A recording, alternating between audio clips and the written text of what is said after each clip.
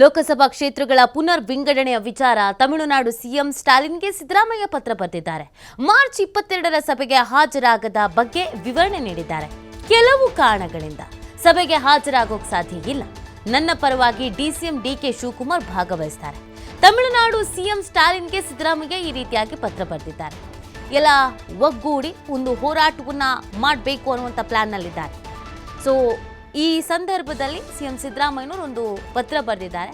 ಕೆಲವು ಕಾರಣಗಳಿಂದ ನಾನು ಭಾಗವಹಿಸೋದಕ್ಕೆ ಸಾಧ್ಯ ಆಗ್ತಿಲ್ಲ, ಆದರೆ ನನ್ನ ಬದಲಾಗಿ ಡಿಸಿಎಂ ಡಿಕೆ ಶಿವಕುಮಾರ್ ಅವರು ಭಾಗವಹಿಸ್ತಾರೆ ಅಂತ ಪತ್ರವನ್ನು ಬರೆಯಲಾಗಿದೆ.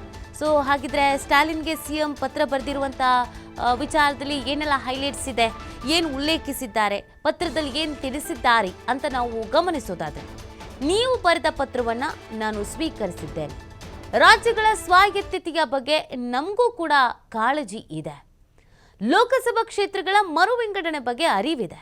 ಇದರ ಬಗ್ಗೆ ಸುದೀರ್ಘವಾಗಿ ಚರ್ಚಿಸಬೇಕಾಗಿದೆ. ಸಮಾನ ಮನಸ್ಕ ರಾಜ್ಯಗಳ ಜೊತೆಗೆ ಚರ್ಚಿಸಬೇಕು, ಸಭೆಯಲ್ಲಿ ಭಾಗವಹಿಸಬೇಕು ಎಂಬ ಇಚ್ಛೆ ಇದೆ. ಆದರೆ ಕೆಲವು ಕಾರಣಗಳಿಂದಾಗಿ ಭಾಗಿಯಾಗೋದಕ್ಕಾಗ್ತಾ ಇಲ್ಲ. ನನ್ನ ಪರವಾಗಿ ಡಿಸಿಎಂ ಡಿಕೆ ಶಿವಕುಮಾರ್ ಅವರು ಭಾಗವಹಿಸ್ತಾರೆ ಅಂತ ಪತ್ರದಲ್ಲಿ ಉಲ್ಲೇಖಿಸಲಾಗಿದೆ. ನೋಡಿ, ಈಗ ವಿಂಗಡಣೆ ಅಂತ ಆದರೆ ದಕ್ಷಿಣ ರಾಜ್ಯಗಳಿಗೆ ಅನ್ಯಾಯ ಆಗತ್ತೆ ಅನ್ನೋದೊಂದು ಬೇಸರದ ಸಂಗತಿ. ಸೊ ಆ ಕಾರಣಕ್ಕಾಗಿ ಯಾವುದೇ ಕಾರಣಕ್ಕೂ ವಿಂಗಡಣೆ ಆಗೋದಕ್ಕೆ ಬಿಡಬಾರ್ದು, ನಮಗೆ ಅನ್ಯಾಯ ಆಗಬಾರದು ಅನ್ನುವಂಥ ನಿಟ್ಟಿನಲ್ಲಿ ಎಲ್ಲರೂ ಒಗ್ಗೂಡಿ ಹೋರಾಟವನ್ನು ಮಾಡಲೇಬೇಕು ಅನ್ನುವಂಥ ನಿರ್ಧಾರಕ್ಕೆ ಬರಲಾಗಿದೆ. ಸೊ ಅದಕ್ಕೆ ಅಂತ ಹೋರಾಟಕ್ಕೆ ಕರೆ ಕೊಡಲಾಗಿದೆ. ಸೊ ಈ ಹೋರಾಟ ಅನಿವಾರ್ಯ ಅನ್ನೋದು ಗೊತ್ತಿದೆ, ಆದರೆ ನನಗೆ ಕೆಲವು ಬೇರೆ ಕೆಲಸಗಳಿರುವಂಥ ಕಾರಣಕ್ಕಾಗಿ ಬರೋದಕ್ಕೆ ಸಾಧ್ಯ ಆಗ್ತಾ ಇಲ್ಲ. ಆದರೆ ನನ್ನ ಬದಲಾಗಿ ಡಿಸಿಎಂ ಆಗಮಿಸ್ತಾರೆ ಅಂತ ಈ ಪತ್ರದಲ್ಲಿ ತಿಳಿಸಲಾಗಿದೆ. ಸೊ ಈ ಮುಖಾಂತರವಾಗಿ ಯಾಕೆ ಹೋಗಲ್ಲ, ಯಾಕೆ ಹೋಗೋಕ್ಕಾಗ್ತಾ ಇಲ್ಲ ಅನ್ನುವಂಥ ವಿಚಾರವನ್ನು ತಿಳಿಸಿದ್ದಾರೆ.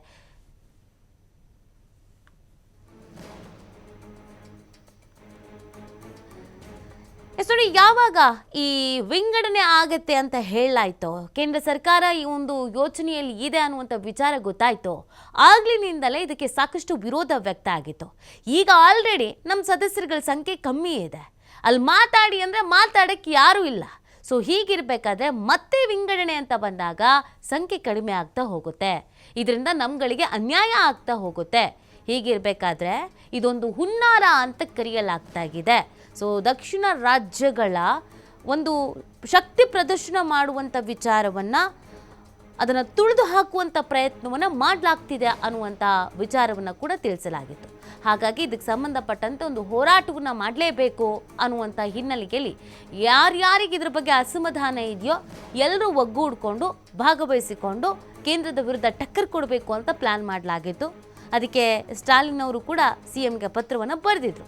ಆದರೆ ಕೆಲವು ಕಾರಣಗಳಿಂದ ಅಲ್ಲಿಗೆ ತೆರಳೋದಕ್ಕೆ ಸಾಧ್ಯ ಆಗದ ಹಿನ್ನೆಲೆಯಲ್ಲಿ ನಾನು ಬರ್ತಾ ಇಲ್ಲ, ಆದರೆ ನನ್ನ ಬದಲಾಗಿ ನಮ್ಮ ಸರ್ಕಾರದ ಕಡೆಯಿಂದ ಡಿಸಿಎಂ ಆಗಮಿಸಲಿದ್ದಾರೆ. ಅಂದರೆ ನಮ್ಮ ಬೆಂಬಲ ಅಂತೂ ಖಂಡಿತವಾಗಿಯೂ ಇದೆ, ಆದರೆ ಈ ಒಂದು ಕಾರ್ಯಕ್ರಮಕ್ಕೆ ನಾನು ಹಾಜರಾಗಕ್ಕಾಗ್ತಾ ಇಲ್ಲ ಅಂತ ಪತ್ರವನ್ನು ಬರೆಯೋದ್ರ ಮುಖಾಂತರವಾಗಿ ತಿಳಿಸಲಾಗಿದೆ.